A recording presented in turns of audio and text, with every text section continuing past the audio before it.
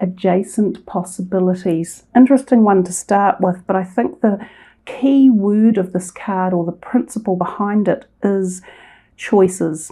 So something is presenting itself to you in the form of choices, and perhaps you are really going down the road of one idea or direction or choice or philosophy or creation or possibility. But if that's the case, they're telling you that there are some other options available to you, and that perhaps it would be wise to expand your horizon, or to do a little bit more homework, or to look a little bit further into things. I like the card because I love the thought of having options or choices in life, but sometimes it makes us become fence sitters or procrastinate because we literally can't make up our mind. So let's go a bit further with that. Oh, that is random, isn't it? Okay, and that's what I was just saying. So, you know, the adjacent possibilities I love, but they can create indecision. Sorry guys, I have just had an interruption, and there's Enzo. He's back in the room looking for the little rat that he brought in yesterday that scuttled everything. He still thinks he's in here, but actually he's now in my bedroom and we don't know how to get him out. So coming back to your adjacent possibilities and indecision, again, what I feel more than anything that it represents is this amazing option of choices that are there for you. So I like both the cards because of the way they've come together. They're really telling a story and they're quite succinct about it. If I just pull this one up to the camera a little bit, can you read the words there? I think it says unknown, unknown. And obviously the person is really trying to figure out which way to go. Now, this could be anything in your life, because then those are the adjacent possibilities. It's the two cards are mirroring each other. But if you look at this one, it's got quite a dark grey, you know, sort of murky feel to it, as if there's no clarity. But this one, there's light at the end of the tunnel. So that's what you also have to take into consideration, that by pursuing or perusing these adjacent possibilities, I feel like there is light at the end of the tunnel, and I'm playing on the light that's right here, right now. So think of it as a positive, but I do think that there's something for you guys to look into that you perhaps aren't, or you're indecisive about, or you're not aware of, or you aren't making decisions. So it's a great opportunity. I like the fact that it's like that. I'm going to go for a third one off this deck as well. Oh, nice. The Angel of Love.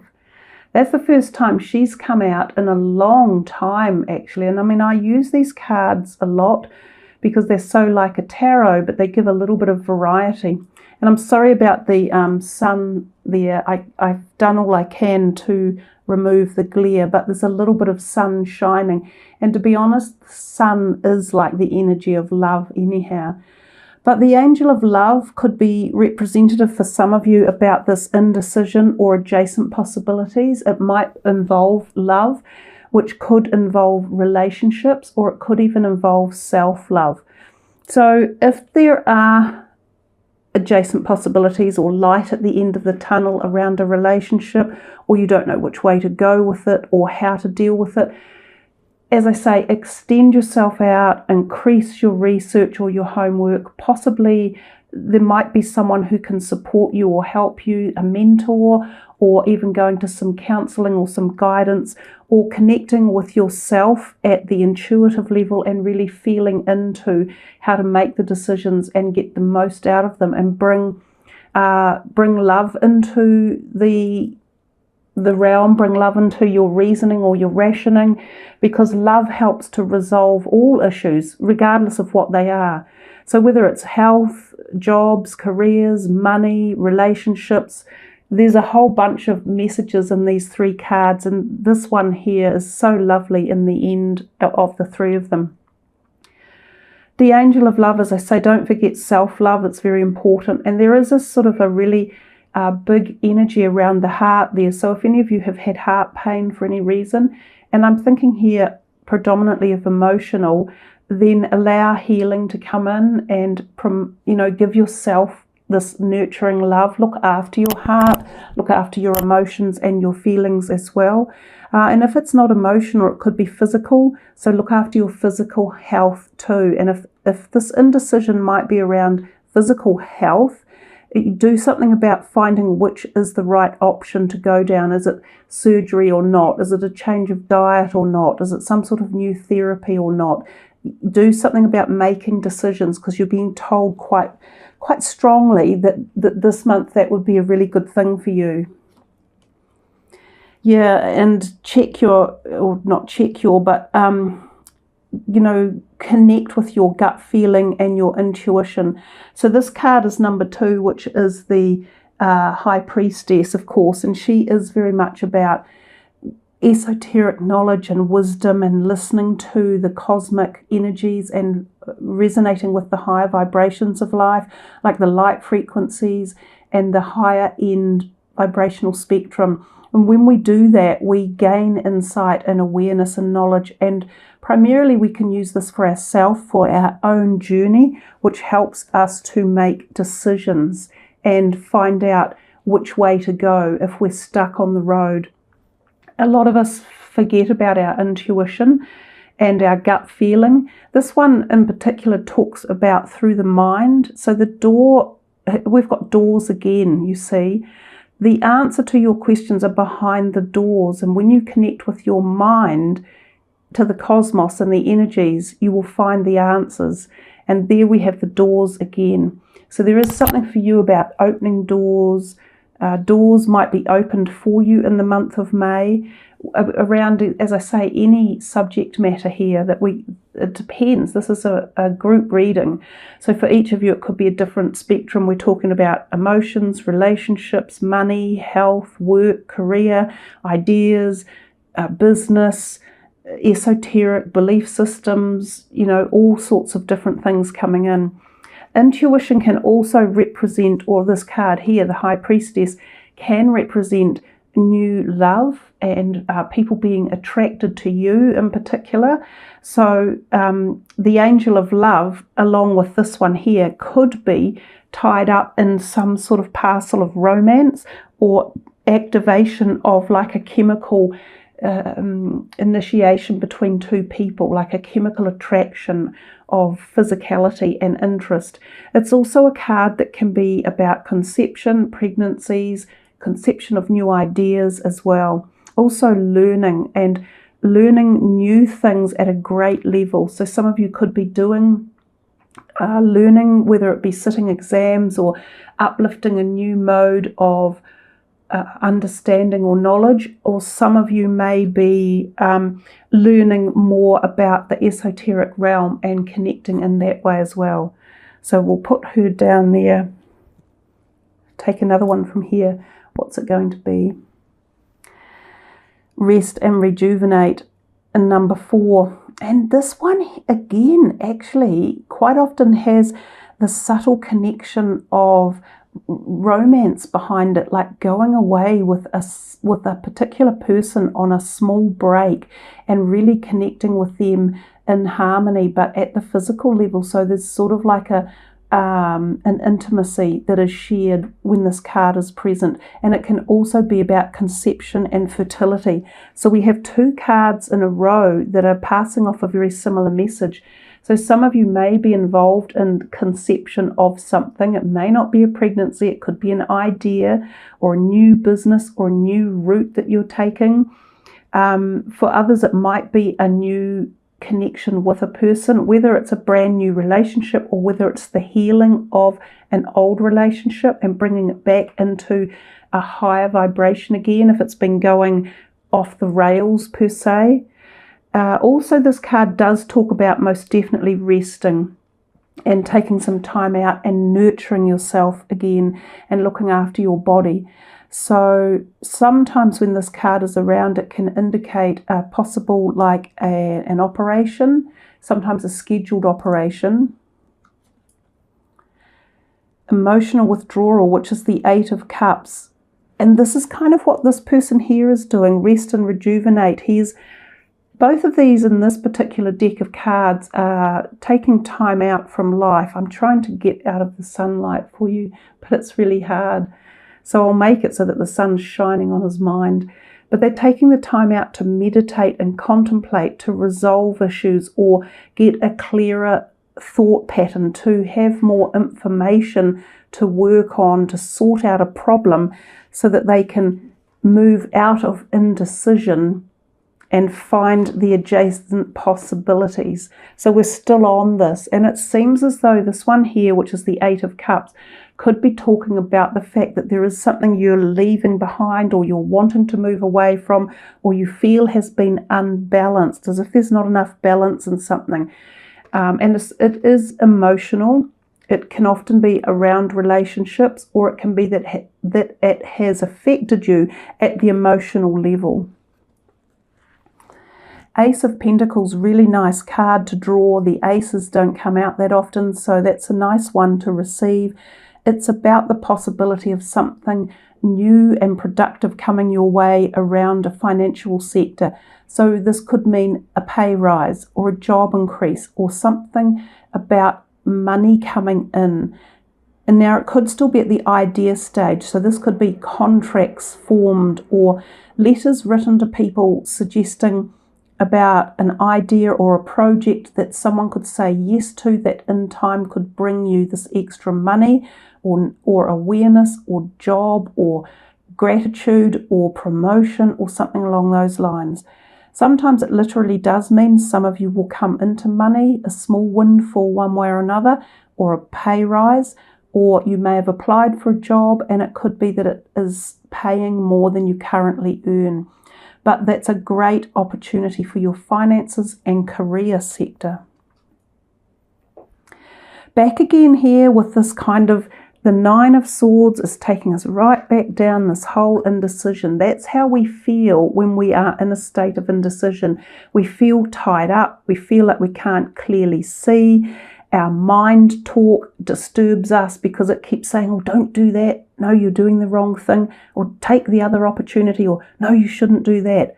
So it's very difficult emotionally when this card is out. It binds us up. It ties us down. It creates indecision. So again, just a few more messages about that. Sometimes this can mean insomnia for some of you. If that's the case, look after your sleep time. Try and find things to help cure insomnia, such as there's certain good herbs out there. There's going to bed at the right time, sleeping in a dark room, not having mobile phones and things on, listening to meditative music, relaxation, deep breathing, so on.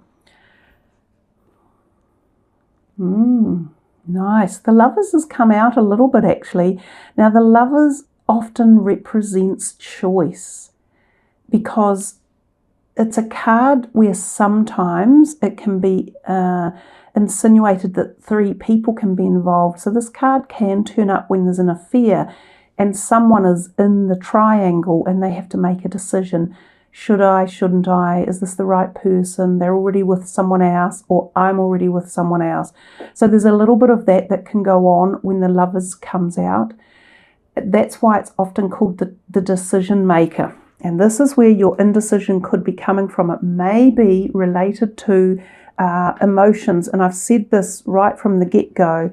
And so you've got quite a lot of emotional stuff going on and feeling of walking away from some things. But love and emotions and the heart are definitely interplaying with it all. So for some, the Lovers could be this new romance. Of course, don't forget that this was about romance as well, possibly new. You've got a lot of it this month, you guys. I think you're on a winning thing. If you can just get this ball rolling, actually. It's about getting the ball rolling with you guys. So the Lovers can represent a deep soulmate relationship, something very, very special, something karmically tied in. Yeah, if it turns up for you and it's new, then it's wonderful. Take it, give it a go, see how it flows for you. Connect with your gut instincts, your higher vibrational self, to look into it a bit more. For some people, this is about business opportunities as well, starting new creative explorations, possibly with another partner, and that's where the indecision or choices may come in as well. Let's see what this one is for you guys. Adversity. I accept that challenges are the best way to learn.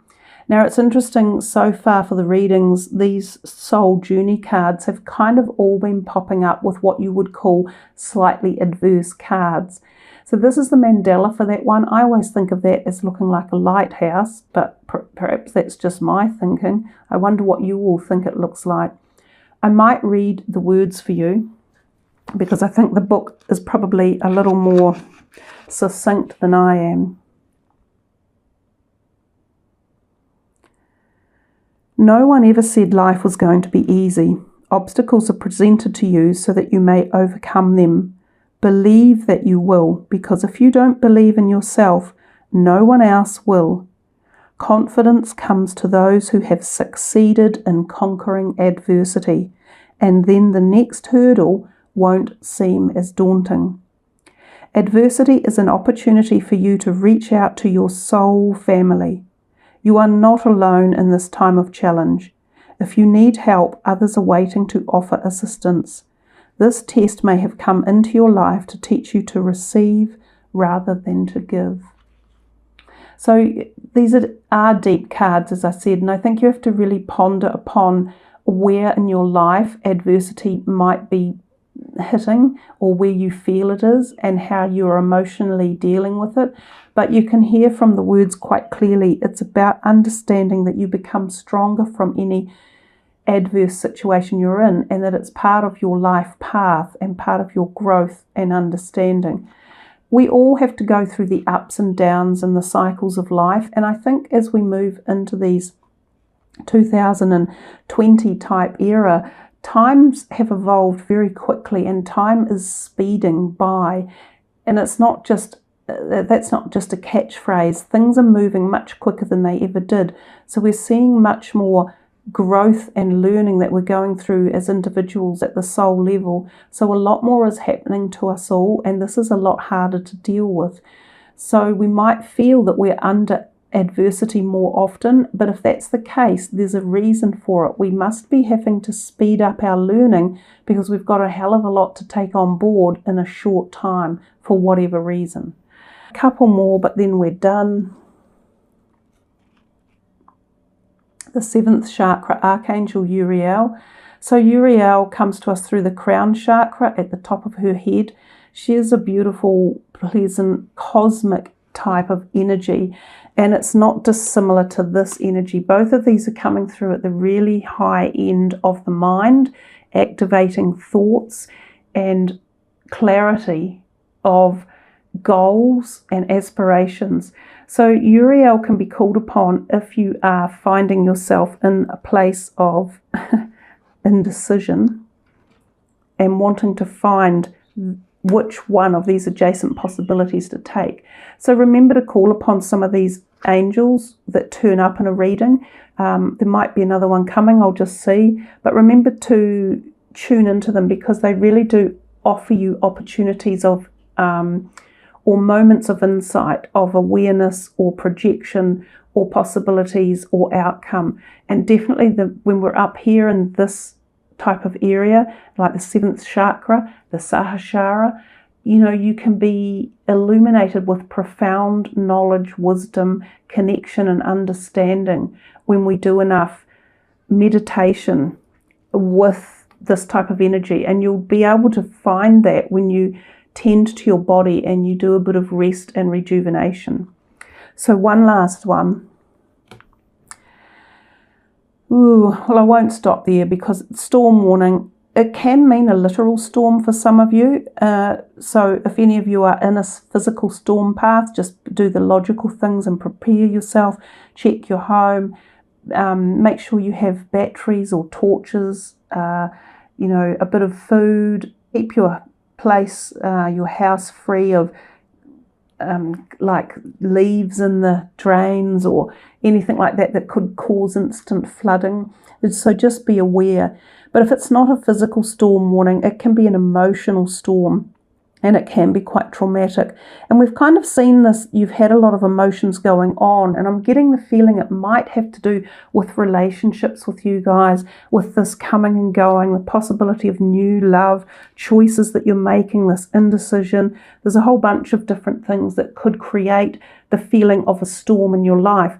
And what is it with a storm? How long does it last? Not long. And when it passes, the skies are beautifully clear again. And that's a much nicer card to finish with, material and spiritual prosperity. So the abundance of life, the cornucopia of residing in the passion and the success and the happiness, not dwelling on the negatives and the fear and the worry.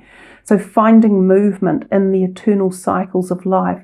So this card is about giving and receiving and yin-yang of life, and knowing that when we are in those cycles, everything evolves and everything changes and we manifest, and then we are also able to give. So some of you may be in a position to give at this point, and it can be material giving or support and helping to someone else. And others of you may be in a cycle where you are needing the support as well. So that's also a possibility. But whichever it is, it's a beautiful omen to have, because it's promoting the cycle of balance in your life. So I think it's a really nice way to finish for May with that final card. So there we are, Virgos, a lot to take on board, plenty of action. Seems like love is in the air one way or another, and possibly that you have choices to make around some relationships in your life. So I wish you the very best of luck with your choices and decisions. And if it's not, love as in romance, it feels as though it's to do with perhaps businesses or creative explorations or ideas that you've been fostering and wanting to grow into something.